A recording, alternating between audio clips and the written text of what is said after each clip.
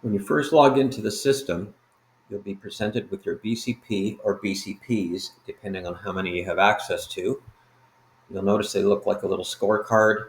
It shows you the services and functions. In this case, it's a finance BCP. It has 3 services and functions. It also shows you the calculated RTO. RTO is recovery time objective. Essentially, that means how long can a service or function be down before it's a major impact or a major problem to the organization. It also shows me the IT services that I need for each one of these. You can see if I click on IT services, there's my list of services. I can close that off. There's 3 icons up top here.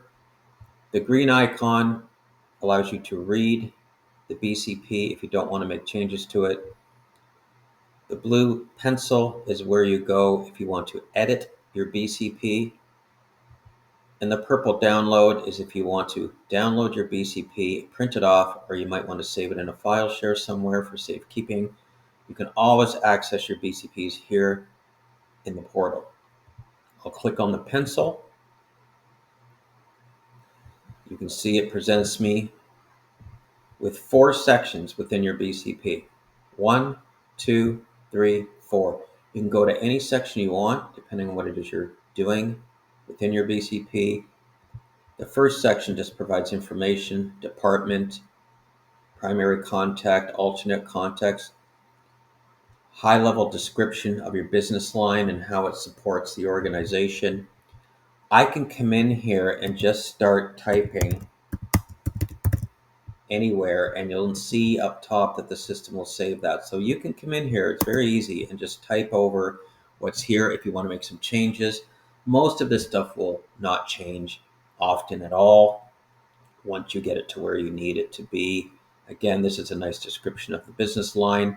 You'll notice all of these sections have an I next to them. I can just click on that and it gives me some more information as to what we're looking for. It's a nice little help pop-up, gives you a little guidance when you're completing your BCP. Next to each one of your services, this is where you want to describe the purpose of the service and function and what would the consequences be if it was disrupted for any reason, not just an IT failure. It could be a resource depletion. It could be you can't get into the building. You just have to imagine you stop delivering a service.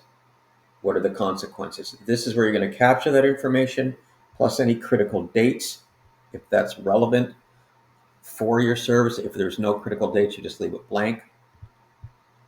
Below, we are looking at IT here for question 3. Now we're asking you, do you have any manual steps if there's no access to corporate technology, or maybe it's partial access to corporate technology?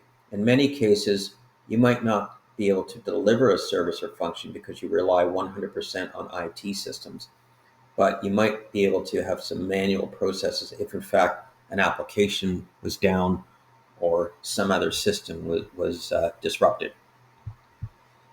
For question 4, explain any issues that would impact these steps. You might need internet access and you'd be okay. As long as the internet was up, you could get access to all your applications. Maybe they're running in the cloud. So as long as you had internet, then you'd be fine. That's what we're looking for here. You might also say as long as we had a laptop, potentially, and internet access, we would be fine. Again, click on the I if you want to get more information on what we're looking for here. I'm going to scroll back up to the top. I'll go to section 2. This is where you define the recovery time objectives for your services. Again, you'll probably only set this once. You won't need to go back once you've done that. You want to land on something reasonable for all of your services and functions. You do have the ability to go in, and I'll give you an example. We're saying for tax administration, it has a criticality rating of 26, and the primary impacts are financial and reputational. I might want to add operational and say, you know what, there's also an operational impact here after 1 day. If you look at the criticality rating as 26, if I go and click on that field, I could change that. I could increase that to low to moderate after 1 day, and it's now 27. I could do that all the way along if I wanted to for operational.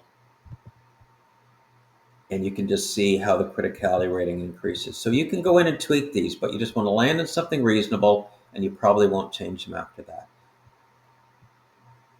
If I continue to scroll down, this is where we put a little more information for each one of your services. So you're essentially justifying your settings above.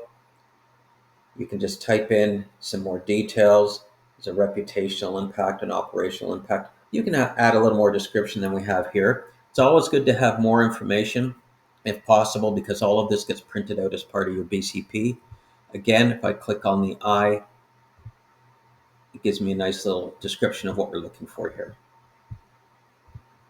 If I continue to scroll down, we get to a section called RPO, Recovery Point Objective. That's essentially your tolerance for data loss.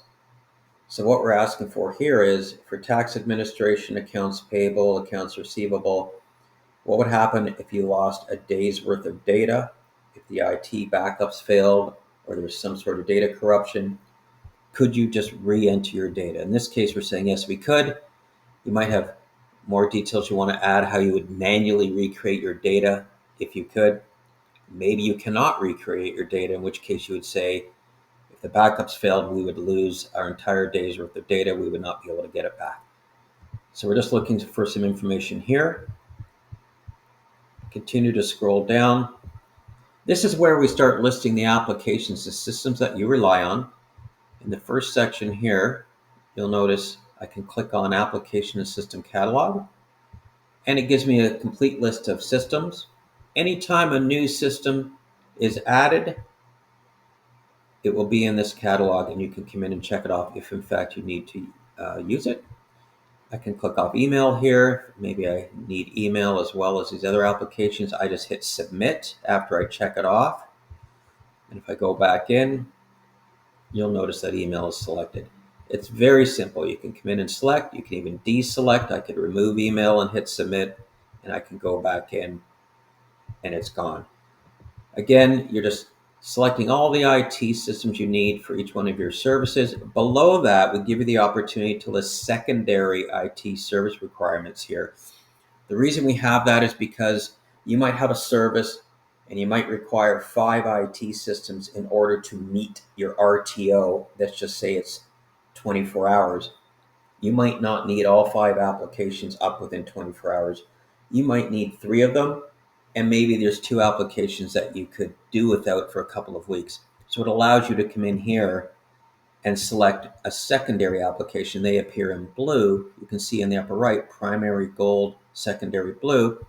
This is very important for ICT because they now will have a very specific list of systems that cannot be down for longer than, let's just say, 0 to 4 hours or 24 hours, because not all application requirements are going to be equal. So that's why we give you the opportunity to have secondary. If all of your applications are required, you're just going to put them up here and you're not going to worry about the secondary section. List all locations where the business process is performed. You'll notice when you click on primary location, you will see a list of all of the facilities. In this case, we just have a couple samples. And you just go in and you select for each one of your services, where's the primary location. In this case, they're all delivered out of the administration building. For alternate location, it's not applicable here, but there might be an alternate location. Let's just say it was branch 475. We could also work out of there. I can just select that as well. In order to add lines here, you just click on the little plus sign. As soon as you click on the plus sign, it will add a row for you. So you can have a row for all of your services so we know exactly where they're being delivered from. If all of your services are delivered from the same location, you could just select all services here if you want. In this case, I would only need one row. I could delete these rows. Again, if I click on the little minus sign here, you can remove the entire row. Okay. If I continue to scroll down, vital records. This is very important. We want to know all of the databases, the files, paper records, anything that you need to support your service and function. Again, you can just add as many rows as you like. If you want some more information on the vital records, you just click on the I, just like all the other areas, but this is a good one because it gives you a lot of great information on what we mean by a vital record. It's not all your records, it's just the records that are critical for your services and functions. You want to put as much information as you can in here. Technology required. This is more along the lines of your hardware, printers, laptops, cell phones. How many do you normally need? How many can you get away with? That's your minimum service level, MSL. In this case, we're saying we normally need 40, but we could get away with 10. You can click on desktop applications. If there's any desktop applications related to this particular service, you'll notice service and function. I'm listing tax. I'm typing in AP and AR, payroll. These are the services and functions that I'm referring to here. And then I can click on desktop apps, and here are the desktop applications I need. Same as above, you just click on the box and hit submit. Again, we just really want to get an idea of what the hardware, the technology required is for each one of your services, and you just manually input the service or function name. You might say all services, right? You might be able to capture this in a single line and say we need 10 laptops, and it will cover all of our services and functions. That's fine. Get as descriptive as possible here. Upstream and downstream dependencies. This is rarely used, but if in fact there are services or functions outside of your department that you absolutely rely on, you can capture them here. So in the example at the bottom, we say tax administration. If I click on upstream dependencies, it will break down. When I click on this, it'll give me all of the BCPs throughout the organization.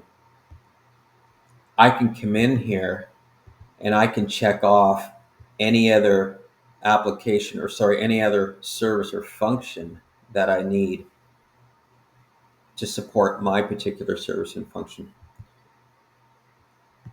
In most cases, you will not put anything in here, and you can just select not applicable up here. But if there are any, this is where you would add them. Roles and contacts. Essential personnel and cross-training. You can put someone's name here, or you can just put a title if you don't want to put people's names, and it might be more than one person. It might be a group of people, but who are the primary individuals responsible for each one of your services and functions? Are there any alternates or people that are cross-trained? You can add some comments as well. This is important to know if there's a resource risk here within your department. Maybe there's only one or two people that are capable of delivering a certain service or function, and it's good for us to be able to identify that here. Again, add as many rows as you want. Delete rows with the little red minus sign. If all of your services and functions are delivered by the same group, you can select just all services here. Again, it's up to you. It's very self-explanatory. The last few sections here, modes of notification and communication. This is where you're going to list all of the different systems you might use to communicate with your group. It could be cell phones. You might want to add a line for Microsoft Teams as an example. You might have contact lists, emails, another mode of communication as well. So whatever you think you need to add, just add rows and put them all in here. Contact lists, you can actually upload. If you have a very big internal contact list, you can just upload it as a PDF, or you just, again, like everywhere else, you just add rows, and you can have as many names as you want here. Typically, it's preferable just to add all the names here. It's much easier to change if somebody leaves the organization. You're not managing an external document. You can just go in and delete that person's name, or you can type right over it if you want. It's much easier to manage if you just type them in here. The same with external contact lists. These are typically your vendors or suppliers. You can just add as many rows as you want and put their information in here. The last section, and arguably the most important section, is the team action plan. You can have as many team action plans as you like. We encourage you to get creative here. You can just hit a little plus sign here and add a new one if you want to, but I'll start with this one. You'll notice we have a team action plan for tax administration. We put individuals that are responsible. A primary is P and the secondary is the S. We put a little comment in here, and we're saying this is what we would do if there was no access to the office building for tax administration. If I click on no access to the office building, you'll notice it gives me a drop-down list. I could select a resource shortage. It might be a different plan for a resource shortage. I might also have a different plan for a technology disruption. So you can have as many of these as you want. And when you are ready to type in your plan, you just come in here, you click on this little pencil, and you'll notice here's all the information that I typed in. And you can come in and you can add lines, you can add bullets, you can add whatever you want in here, and you can make it look as nice as you want, and you just hit save. And then if I scroll down here, there's my little test that I put in here. So you can get creative here, and you'll notice I have a whole different group of instructions for day 5 and beyond, we're saying here. You can put whatever you want, whatever information you feel is required for your team action plan. This is where you will input that information. And again, have as many as you feel you need to have for these different types of impacts and disruptions. I click on the little plus sign, as I mentioned earlier, and it gives me a blank page, and I can create a new one. So as I mentioned, you can go maybe accounts payable. They want to have one for a technology disruption. You just click on that. Again, just type in the information, hit the little pencil, type in your plan, and the system will save it automatically. You'll notice at the bottom, it says 4 of 4. I can go to previous. You can keep going back, 2 of 4, 1 of 4. So again, you can have as many of these as you like. I'll go back to the click on the upper left, bring me back to the dashboard. And when you're done all of this, as I mentioned, you can click the little PDF download. If I click on that purple icon, you'll notice in a matter of seconds, there's my BCP. It's as simple as that. And you can print it, save it, download, whatever it is you want to do, but it will automatically generate a new one for you. That is how you edit and manage a BCP.